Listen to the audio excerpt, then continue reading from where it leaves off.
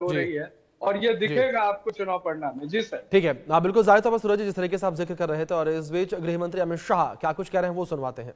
आप और तीर छाप के अलावे बटन दबाया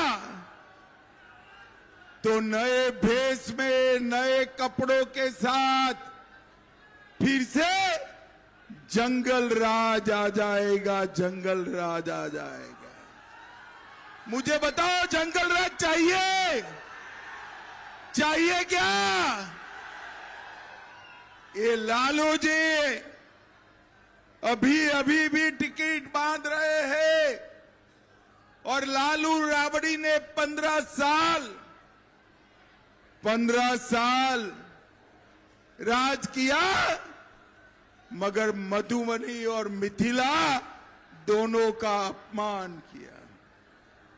मधुबनी, मिथिला, माता सीता, माछ, मखान, मंडन मिश्र और मधुबनी पेंटिंग का सम्मान अपने नेता नरेंद्र मोदी ने किया। नरेंद्र मोदी ने। मुझे बताओ बेनीपट्टी वालों, मुझे बताओ, अयोध्या में राम मंदिर बनना चाहिए था या नहीं बनना चाहिए था? 550 साल पहले बाबर ने प्रभु श्री राम का मंदिर तोड़ा। तब से पहले मुगलों ने अटकाया, फिर अंग्रेजों ने अटकाया, फिर कांग्रेसियों ने अटकाया और फिर लालू प्रसाद यादव ने अटकाया। भाइयों बहनों, 2019 में आपने मोदी जी को फिर से प्रधानमंत्री बनाया। मोदी जी ने 19 में भूमि पूजन किया और 24 में प्राण प्रतिष्ठा कर कर जय श्री राम कर दिया।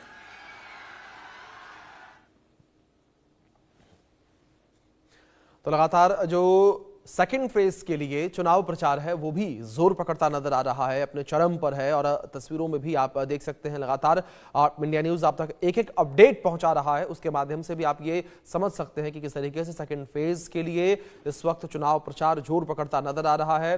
और हमारे साथ लगातार तमाम मेहमान बने हुए हैं। मैं रुख करूंगा विपिन जी का, वरिष्ठ पत्रकार स्टूडियो से हमारे साथ लगातार जुड़े हुए हैं। विपिन जी, जिस तरीके से सेकंड फेज को लेकर बात करें तो यह कहा जा रहा है कि फर्स्ट फेज के लिए सेकंड फेज का जो चुनाव प्रचार है वो भी बहुत जरूरी है। जहां एक और चुनाव प्रचार किया जा रहा है सेकंड फेज के लिए सुबह से ही, तो वहीं फर्स्ट फेज के लिए वोटिंग हो रही है। क्या आपको लगता है कि जो सेकंड फेज का चुनाव प्रचार है वो फर्स्ट फेज को इंपैक्ट करेगा? बहुत महत्वपूर्ण सवाल आपने पूछा है। और ये देखिए, इसके आपके जो सवाल है उसका अगर मैं सरल तरीके से जवाब दूं तो अगर हम तुलना करें, देखिए भाजपा की और महागठबंधन की, उनके नेताओं की, कि यहां पर भाजपा के बारे में बोला जाता है कि वो 24 घंटे 365 दिन इलेक्शन मोड में रहते हैं। तो इसके क्या मायने निकाले जा सकते हैं कि निश्चित बात है कि किसी भी चुनाव को वो हल्के में लेते नहीं। ये लोकतंत्र का महापर्व है। तो और यही बात करें कि अगर कुछ विपक्ष के नेताओं के बारे में बात करें, उनको बोला जाता है, अंग्रेजी का एक फ्रेज है रिलक्टेंट पॉलिटिशियंस। तो ये आपने कभी भी चुनाव, भले ही आपको जितने ओपिनियन पोल्स हैं वो संकेत दे रहे हैं कि यहां भाजपा की जीत होने वाली है, एनडीए की जीत होने वाली है, उसके बावजूद यहां पर आप खुद देख रहे हैं कि देश के माननीय प्रधानमंत्री रैलियां कर रहे हैं। और यहां पर अमित शाह की बात करें तो जितने नेता हैं वो लोग अपना कोई कसर नहीं छोड़ना चाहते। और यही अपेक्षा करी जाती है लोकतंत्र के लिए। यह बहुत अच्छी बात है कि विपक्ष भी हमारा मजबूत हो और यहां पर किसी से आप अगर कोई सीख ले तो उसमें लगता नहीं है कि किसी का कद नीचे हो जाएगा। हम लोग बात करते थे, जैसे मैं दिल्ली का उदाहरण दूंगा कि दिल्ली मॉडल है, उसके पहले गुजरात मॉडल था। तो यहां पर यह बात सब पे लागू होती है। दिल्ली में जो अरविंद केजरीवाल ने काम करे, कुछ अच्छे काम थे, शिक्षा का मॉडल की बात करें, उससे प्रेरणा लेनी चाहिए बाकी राजनीतिक दलों को, कांग्रेस को, भाजपा को। उसी तरह से नरेंद्र मोदी जब मुख्यमंत्री थे गुजरात के, तो गुजरात मॉडल बना। तो वही बात है कि अगर यहां पर भाजपा खास तौर पे, और खुद नरेंद्र मोदी की बात करें, देश के माननीय प्रधानमंत्री, गृह मंत्री Amit Shah, they are known to be tough taskmasters, कि किसी तरह की कोई कॉम्प्लेसेंसी नहीं है, किसी तरह का कैजुअल अप्रोच नहीं है, और हर एक चीज को यहां पर परफॉर्म और perish, report card based performance है। और ये तभी आप देखते हैं खुद चुनावी सभाओं में जब प्रधानमंत्री जाते हैं, सबसे बड़े स्टार प्रचारक बन के अपने आप में बिल्कुल मैच का रुख बदल जाता है। यहां पर तभी बोला जाता है कि he is the biggest game changer.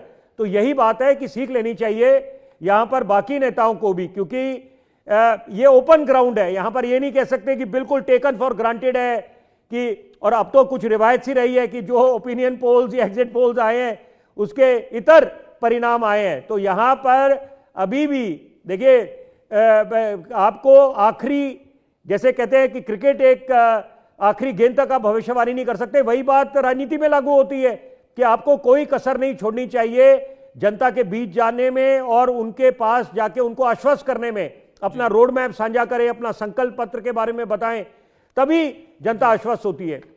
जी बिल्कुल, मैं तमाम जो हमारे साथ मेहमान जुड़े हैं उनका रुख करूंगा, लेकिन इस बीच एक बड़ी खबर निकलकर सामने आ रही है, उसका रुख कर लेते हैं। और इस बीच जो आंकड़े हैं वो निकलकर सामने आए हैं। दोपहर 3 बजे तक के मतदान के आंकड़े सामने आए, 53.77% मतदान हुआ है। ये बड़ी खबर फिलहाल निकलकर सामने आ रही है और काफी कह सकते हैं कि हेल्दी, काफी अच्छे ये आंकड़े निकलकर सामने आ रहे हैं। 53% से ज्यादा, यानी कि करीब 54% मतदान 3 बजे तक हुआ है। दोपहर 3 बजे तक 54% मतदान को लेकर यह जानकारी सामने आ रही है।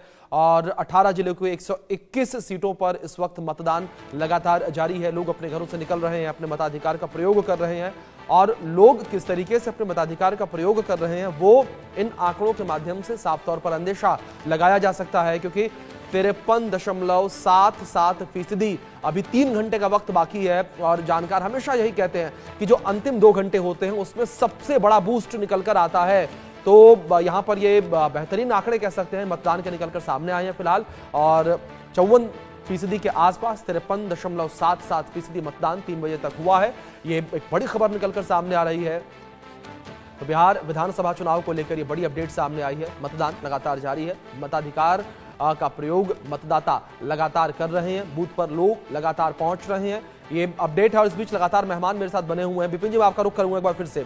और जिस तरीके से आंकड़े निकलकर सामने आए हैं विपिन जी, आप ये कह सकते हैं कि बड़े मजबूत ये आंकड़े निकलकर सामने आए हैं। 53.77% 3 बजे तक, बहुत निश्चित बात है, बहुत प्रेरणा देते हैं, क्योंकि ये लोकतंत्र का महापर्व है। और यही अपेक्षा करी जाती है कि आप गिले शिकवे करें कि आपने अच्छा नेता नहीं चुना, लेकिन अगर आप लोकतंत्र के महापर्व में अपनी भूमिका नहीं निभाएंगे तो आपको क्या हक मिलता है। तो ये बिहार की आवाम बिल्कुल एक साफ संदेश दे रही है। जैसे एक अंग्रेजी की कहावत है, early to bed early to rise, तो ये लोग बिल्कुल जिस तरह से बढ़ चढ़ के इन्होंने भूमिका अपनी निभाई है, अपने दायित्व को निभाया है, तो अपने आप में इससे प्रेरणा बाकी प्रदेशों में भी मिलेगी लोगों को और देश को मिलेगी कि वाकई में कि जो अगर लोकतंत्र के महापर्व में आप बढ़ चढ़कर हिस्सा ले रहे हैं, अपना बेशकीमती वोट डाल रहे हैं, तो यही आगे जाके आपकी तकदीर और तस्वीर बदलेगा अगले 5 साल। जी बिल्कुल, जाहिर तौर पर। और इस बीच हमारे साथ मेहमान भी बने हुए हैं, उनका रुख भी करूंगा मैं। आरजू जी, मैं आपका रुख करूंगा। आप पहले भी कुछ कहने का प्रयास आप कर रहे थे, लेकिन इस बीच सवाल यहां पर फिर से मैं दोहराऊंगा। क्या आपको लगता है कि जो 15 साल के जंगल राज की बात एनडीए करता नजर आता है वो अभी भी आप लोगों के ऊपर हावी है और एक बड़ा कलंक आरजेडी और महागठबंधन के लिए? आरजू जी, देखिए, मेरा मानना यह है कि भारतीय जनता पार्टी बड़ी कॉन्फिडेंट के साथ झूठ बोलती है और सिर्फ झूठ ही बोलती है। आज तक इन्होंने सिर्फ झूठ परोसा है देश के तमाम जनता के सामने। जंगल राज का मालूम है, महानगर पालिका में ये बातें हुई थी। किसी सुप्रीम कोर्ट के जज ने नहीं कहा था लालू प्रसाद यादव को, महानगर पालिका में ये बातें हुई थी और उस पर ये बातें कही गई थी। तो पहला झूठ ये है। दूसरा जो आपने सवाल किया, थोड़ा सा उस सवाल को फिर से दोहरा दीजिए, क्योंकि आपने 20 मिनट पहले ये सवाल किया था। जी आदू जी, मैंने वही जो आरोप लगाए जा रहे हैं आप लोगों के ऊपर जंगल राज को लेकर, वही सवाल मैंने किया था। नहीं, वही तो मैं कह रहा हूँ बैगेज है पीछे से। हाँ जी, ये क्या लगता है कि आप लोगों के ऊपर अभी भी हावी होता हुआ नजर आ रहा है? क्योंकि 20 साल के बाद भी, 20 साल से आप लोग सत्ता में नहीं है पूरी तरीके से, लेकिन उसके बावजूद एनडीए जो है, बीजेपी जो है, जेडीयू जो है, वो बार बार जंगल राज की बात करते हैं और जो बिहार की जनता है उन्हें भी जंगल राज भूलने नहीं देते। आरजू जी, देखिए, वो होता क्या है ना कि ये परसेप्शन फैलाने की कोशिश करते हैं। 20 सालों का इनकी उपलब्धि इनके पास तो है नहीं।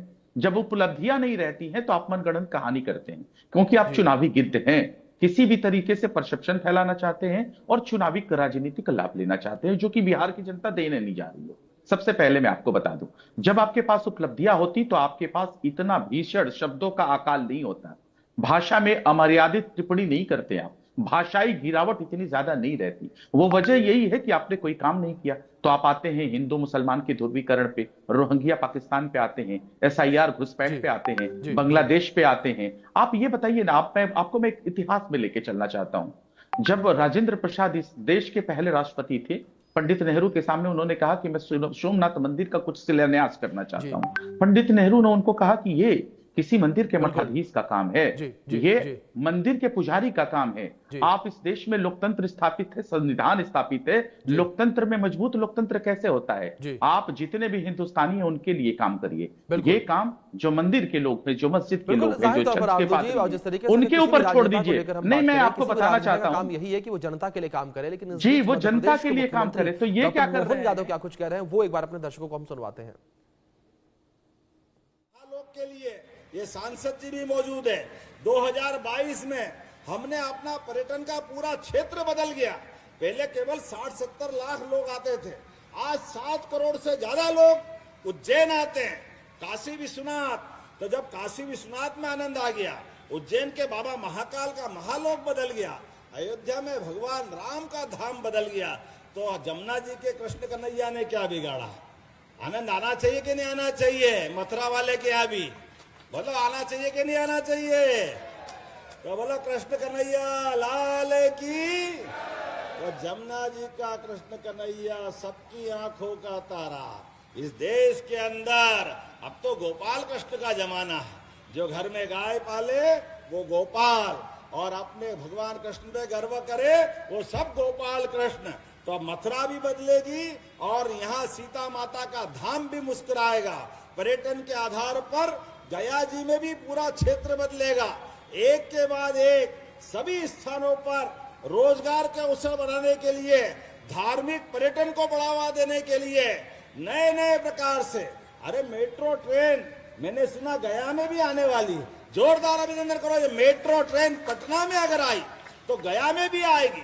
ऐसे प्रत्येक स्थान पर एयरपोर्ट बन रहे हैं, मेडिकल कॉलेज बन रहे हैं, हाईवे बन रहे हैं। सभी प्रकार का बदलाव लाते लाते जैसा समय चला है, परमात्मा की दया से किसी की नजर नहीं लगे, लेकिन विकास के मामले में मुझे मालूम है किसान सम्मान निधि 6000 से बढ़ाकर संकल्प पत्र में 9000 की, जोरदार अभिनंदन करो। 9000 जो कहते वो करके दिखाते हैं। बिहार में हमारे अपने कर्पूरी ठाकुर जी, उनने अपना सामाजिक संघर्ष का समतावादी आंदोलन चलाया, लेकिन कर्पूरी ठाकुर जी का कोई ने मान सम्मान नहीं किया। मुझे गर्व है प्रधानमंत्री नरेंद्र मोदी जी ने उनको भी भारत रत्न दिया। जोरदार अभिनंदन करें कर्पूरी ठाकुर जी के लिए। हर वो काम जिससे भारतीयों का मान सम्मान बढ़े, ऐसे कई काम करने का मौका हमको मिला है। मैं आज आपके बीच ज्यादा न बोलते हुए केवल इतनी बात कहना चाहूंगा, राजनीतिक शुचिता और नैतिकता के लिए यशस्वी प्रधानमंत्री कितना ऊंचा सोचते हैं। हमारे अपने देश के अंदर 2014 के पहले काय के घोटाले नहीं होते थे। कोल घोटाला, दूरसंचार स्पेक्ट्रम घोटाला, जाने क्या।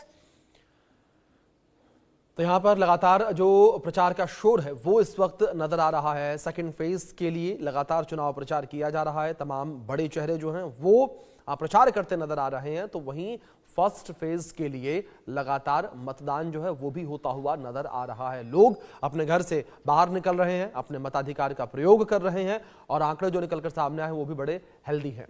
और हमारे साथ तमाम मेहमान जो है लगातार बने हुए हैं। संगीता जी का मैं रुख करूंगा इस बीच। संगीता जी, जिस तरीके से यहाँ पर दावे तमाम किए जा रहे हैं और जो आरोप हैं संगीता जी वो आप लोगों के ऊपर भी लगते नजर आ रहे हैं। महागठबंधन जो है जंगल राज की बात जब आप लोग करते हैं तो वो भी पलटवार करता है कि सुशासन बाबू का आप लोग जिक्र करते हैं, लेकिन बिहार का जो क्राइम रेट है वो काफी ज्यादा बढ़ा है। व्यापारियों की हत्या हो रही है। मोकामा को लेकर बात करें, मोकामा की जो घटना सामने आई उसका जिक्र जो है वो महागठबंधन करता नजर आ रहा है। ASI की हत्या चुनाव से ठीक पहले हो जाती है, उसका जिक्र किया जा रहा है।